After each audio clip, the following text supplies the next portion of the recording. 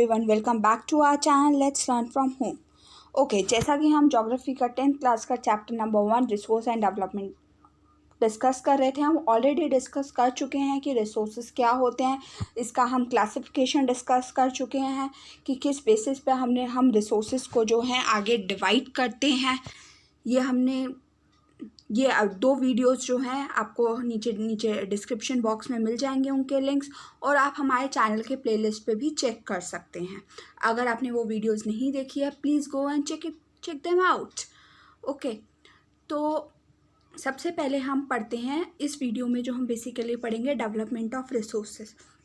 जब हम बात डेवलपमेंट ऑफ रिसोर्सेज की करते हैं तो इससे जुड़ी हुई बहुत सारी इंटरनेशनल समिट्स भी हैं, कन्वेंशंस भी जो हैं, जो मतलब इंटरनेशनल लेवल पर हुए हैं कि एनवायरनमेंट की प्रॉब्लम को ध्यान में रखते हुए। हम सब जानते हैं कि ड्यू टू पॉल्यूशन इतनी सारी प्रॉब्लम्स आ रही है, ह्यूमन नीड्स इतनी ज़्यादा बढ़ गई हैं कि जिसकी वजह से एनवायरनमेंट हमारा कितना ख़राब होता जा रहा है। And we are part of this environment. हम इसी एनवायरनमेंट का हम यहीं पर रहते हैं, ठीक है। ये हमारी मदर अर्थ है, ठीक है, और मदर की हमेशा केयर की जाती है ना। तो इसी तरह ये जो धरती है वो हमारी माँ समान है, हम इसको मदर लैंड इसलिए बोलते हैं ना। तो ऑब्वियसली यहाँ के जो रिसोर्सेज हैं उनकी केयर करना भी हमारा ही काम है। अब कई बार हम लोग सोचते हैं कि एज अ इंडिविजुअल हम क्या कर सकते हैं, है ना। ये तो गवर्नमेंट का काम है भाई, हम तो 10th क्लास में पढ़ने वाले नॉर्मल से स्टूडेंट्स हैं, हम क्या कर सकते हैं। लेकिन आप एज अ इंडिविजुअल बहुत कुछ कर सकते हैं, जैसे कि घर पे पानी बचाकर, बिजली, रिसोर्सेज को कम से कम इस्तेमाल करके। आप लोग जानते हैं, आप मार्केट से आप कोई चीज़ भी लाते हैं, वो भी आपके लिए तो वो एक रिसोर्स है, और वो कैसे बनता है उसके पीछे कहाँ से रिसोर्स। तो जैसे आप खाना प्लेट में हम उतना ही ले जितना हमें खाना हो, हम वेस्ट ना करें। दीज आर रिसोर्सेज, हमें इनको वेस्ट नहीं होने देना है, ठीक है। आज ये रिसोर्सेज का डिप्लेशन इस वजह से ही हो रहा है क्योंकि ह्यूमंस की जो नीड्स है वो इतनी ज़्यादा बढ़ गई है।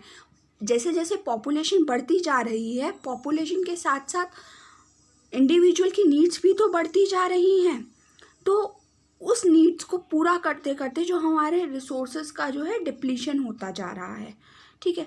अब रिसोर्सेज जो है सोसाइटी में कुछ के हाथ में और कुछ के हाथ में बिल्कुल कुछ भी नहीं है। तो इसमें जो है सोसाइटी में डिवीजन आ रहा है, जिसका मतलब है हैव एंड हैव नॉट्स। जैसे हम बोल सकते हैं रिच एंड पुअर। जिनके पास है और आता जा रहा है वो और रिच होते जा रहे हैं, और पुअर और गरीब होते जा रहे हैं कि उनके पास अपने 2 वक्त की खाने की रोटी भी नहीं है ना। एंड इधर हम घर बैठे क्या कर रहे हैं, हम रिसोर्सेज को वेस्ट कर रहे हैं। अरे we should thank to God कि यस, कि आज हमें ये लाइफ मिली है। Thank you every day, each day to God कि आपने ये मोमेंट को जिया है, ठीक है। तो एज अ इंडिविजुअल हम ये कर सकते हैं। हमें ये नहीं देखना चाहिए कि वो क्या कर रहा है, बट एज आप क्या कर सकते हो वो इम्पोर्टेंट रखता है। जब आप अपने अंदर चेंज लाओगे तो आप पूरी सोसाइटी को बदल पाओगे। ओके, तो ये रिसोर्सेज की वजह से जो हम एक सोसाइटी में एक बहुत ब्रॉड डिवीजन हम देख सकते हैं, और ये काफ़ी विजिबल भी है। Okay, next is indiscriminate exploitation of resources. Resources का बहुत एक्सप्लॉयटेशन हो रहा है, हम सब देख रहे हैं, क्योंकि इंडिविजुअल की नीड्स बढ़ती जा रही है, जिससे कि ग्लोबल लेवल पर हम देख रहे हैं इकोलॉजिकल क्राइसिस हो रहे हैं। Global warming, ozone layer depletion, environmental pollution, land degradation, है ना। डिफॉरेस्टेशन इतनी ज़्यादा हो रही है जिसकी वजह से सॉइल इरोजन हो रहा है। तो हम क्या कर सकते हैं, लैंड को प्रिजर्व कर सकते हैं, मतलब सेव कर सकते हैं, सॉरी प्रिजर्व। ओके, एनवायरनमेंट को हम सेव कर सकते हैं। और क्या, पॉल्यूशन जो हमारा पॉल्यूशन है उसको हम कंट्रोल कर सकते हैं, है ना। कि पेट्रोलियम गैसेस ना, जो पेट्रोल से चलने वाली कार है, या हम पब्लिक ट्रांसपोर्ट यूज़ कर सकते हैं, प्राइवेट ट्रांसपोर्ट ना यूज़ करके, ठीक है। और जो है और भी बहुत सारी चीज़ें हैं, और भी बहुत ज़्यादा हमारे एनवायरनमेंट में और भी बहुत सारे विजिबल हम चेंजेस जो है हम अपने एनवायरनमेंट में देख सकते हैं, राइट। तो जैसा कि अभी मैंने बात करी कि हम सस्टेनेबल डेवलपमेंट जो है एक ये बहुत प्रोमिनेंट है जिसके बारे में हम शुरू से पढ़ते आए हैं, जहाँ पे भी हमने रिसोर्सेज का चैप्टर पढ़ा है अपनी अर्लियर क्लासेस में। तो सस्टेनेबल डेवलपमेंट आप सबको मालूम है क्या है कि रिसोर्सेज को इस तरह से यूज़ करना कि ना सिर्फ हम उन्हें यूज़ कर पाए, बल्कि हमारे आने वाली जनरेशन भी हम अपनी आने वाली जनरेशन के लिए भी उसे सेव कर पाएँ। तो ये है बेसिकली सस्टेनेबल डेवलपमेंट। तो अब जो आप लोगों की बुक में जो डेफिनेशन दी है या जो आप लोगों को एग्ज़ाम में लिखनी है उसको एक बार देख लेते हैं। Sustainable economic development means development should take place without damaging the environment. कि जो डेवलपमेंट है वो इस तरह से होनी चाहिए कि एनवायरनमेंट को डैमेज हम एनवायरनमेंट को कोई नुकसान ना पहुंचाए। ये बहुत ज़रूरी बात है। क्यों भाई? डेवलपमेंट तो है बहुत ज़रूरी, बिकॉज नेशन डेवलप होगा, एज अ इंडिविजुअल हम भी डेवलप होंगे। तो डेवलपमेंट तो कहीं ना कहीं बहुत ज़रूरी है। ये पार्ट है हमारी सोसाइटी का, या हमारा इससे पता लगता है कि कुछ एक पॉजिटिव चेंज आया है। हाँ, डेवलपमेंट नेगेटिव तरीके से भी हो सकती है, बट डेवलपमेंट वो तभी कहलाती है ना जब वो पॉजिटिव वे में हो। ओके, सो बहुत ज़रूरी है और हमें ये बात ध्यान में रखना है कि वो हमारे एनवायरनमेंट को नुकसान ना हो। अगर हो रहा है तो बहुत कम स्केल पर हो, ठीक है। और डेवलपमेंट जो होनी चाहिए वो इस चीज़ को ध्यान में रखते हुए होनी चाहिए, यानी कि जो हमारे रिसोर्सेज हैं वो हमारे आने वाली जनरेशन भी उसे इस्तेमाल कर पाए, कि हमारी आने वाली फ्यूचर जनरेशन को इस चीज़ पे कोई कॉम्प्रोमाइज़ ना करना पड़े, राइट। अब जैसा कि हम इसको ये भी हम समझ सकते हैं कि ये सब बहुत बोला जाता है कि जो रिसोर्सेज जो हैं ये हमने अपनी फ्यूचर जनरेशन से बोरो किया है, राइट। ये हमें गिफ्ट में नहीं मिला है हमारे एंसेस्टर्स से कि जो हम उसे यूज़ करते जाएंगे। नो, ये हमने अपनी फ्यूचर जनरेशन से बोरो किया, और बोरो की हुई चीज़ हमेशा इंटरेस्ट के साथ लौटाई जाती है ना। हम शायद इंटरेस्ट पहले लौटाते हैं, तो इंटरेस्ट बहुत इम्पॉर्टेंट होता है ना, तो उस चीज़ का जो है हमेशा ध्यान रखा जाता है। ओके, अब कुछ इंटरनेशनल लेवल पे, जैसे अभी मैंने आपसे बात की, कुछ समिट हुई हैं और कुछ कन्वेंशंस हुए हैं, तो उसके बारे में पढ़ेंगे। तो ये रियो डी जेनेरियो अर्थ समिट हुई है ब्राज़ील में, और ये फर्स्ट इंटरनेशनल अर्थ समिट है, ठीक है। ये बहुत इम्पॉर्टेंट रोल प्ले करती है जब भी हम एनवायरनमेंट को सेव करने की बात करते हैं। तो ये बहुत इम्पॉर्टेंट अर्थ समिट है जिसके बारे में आपको हमेशा ध्यान रखना है। ये आपके ना सिर्फ आपको एग्ज़ाम में इससे रिलेटेड क्वेश्चन आता है, बल्कि आगे आप कभी किसी कॉम्पिटिटिव एग्ज़ाम की भी कभी तैयारी करेंगे तो उसमें भी इस समिट के बारे में हमेशा पूछा जाता है। और जहाँ पे भी आपसे क्वेश्चन में पूछा जाएगा कंजर्वेशन ऑफ रिसोर्सेज और डेवलपमेंट ऑफ रिसोर्सेज, तो आप वहाँ हमेशा ये जो है कन्वेंशन और समिट के बारे में लिखेंगे, ठीक है। तो रियो डी जेनेरियो जो अर्थ समिट है वो 1992 में जो हुई है, उसमें 100 हेड ऑफ स्टेट्स में जो कंट्री के हेड्स हैं उन्होंने पार्टिसिपेट किया। ये बेसिकली ब्राज़ील में हुई।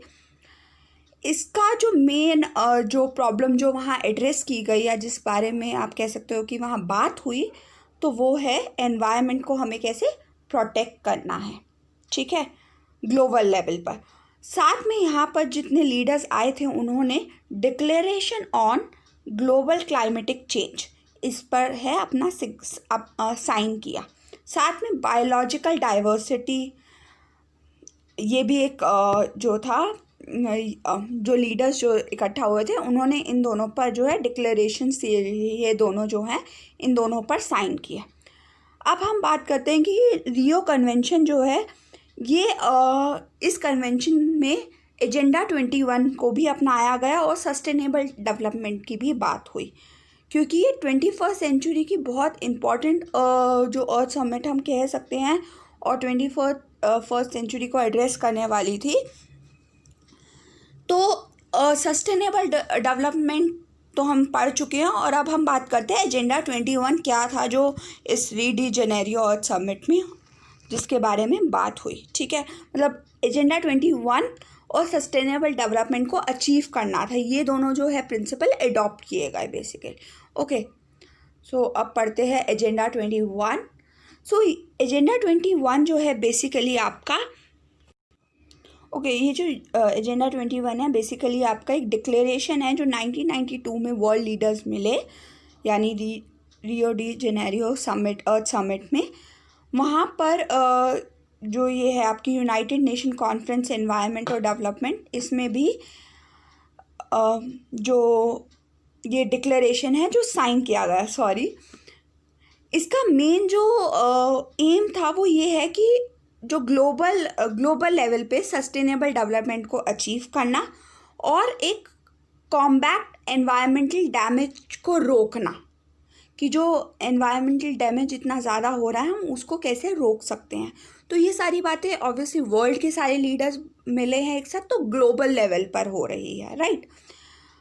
साथ साथ अब एनवायरनमेंट इतना ज़्यादा ख़राब हो रहा है तो उससे जुड़ी हुई और भी बहुत सारी परेशानियां हमारे साथ आ रही हैं, पावर्टी, डिजीज़, ठीक है।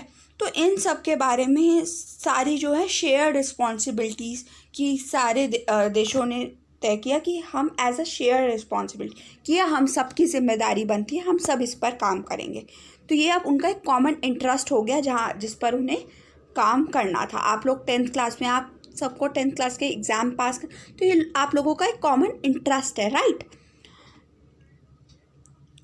और एक जो मेजर ऑब्जेक्टिव जो है एजेंडा 21 का जो अपनाया गया, उसमें ये बात बोली गई कि हर लोकल गवर्नमेंट, यानी कंट्री के अंदर जो लोकल गवर्नमेंट है उसका भी अपना एजेंडा 21 रहेगा। यानी वो लोकल जो कंट्री के अंदर जो गवर्नमेंट है वो इस एजेंडा 21 को अपने स्टेट या जहाँ पे भी वो मतलब उनकी गवर्नमेंट है वो एजेंडा 21 को वहाँ से स्टार्ट करेंगे। यानी वो कह रहे हैं कि रूट लेवल पर आपको ये एजेंडा 21 जो है लाना है, ताकि क्योंकि अभी हमने बात की ना कि एज अ इंडिविजुअल भी आप एनवायरनमेंट को नुकसान पहुंचा रहे, तो वो बात करें कि एज अ रूट लेवल की ये हर एक इंडिविजुअल तक ये पहुंचना चाहिए, ठीक है। तो इसमें ये जो बेसिक एजेंडा 21 का ऑब्जेक्टिव यही था कि हर लोकल गवर्नमेंट को अपना एक एजेंडा 21 बनाना है, ठीक है। तभी हम ये जो हमारा एम है हम उसको फुलफिल कर पाएंगे। ओके, अगर आप लोगों को ये कॉन्सेप्ट, ये सारी earth summit, agenda 21, concept of sustainable development समझ में आया हो तो प्लीज़ चैनल को जल्दी से सब्सक्राइब कर दीजिए, लाइक कर दीजिए इस वीडियो को और अपने फ्रेंड्स के साथ शेयर कर दीजिए। Thank you so much.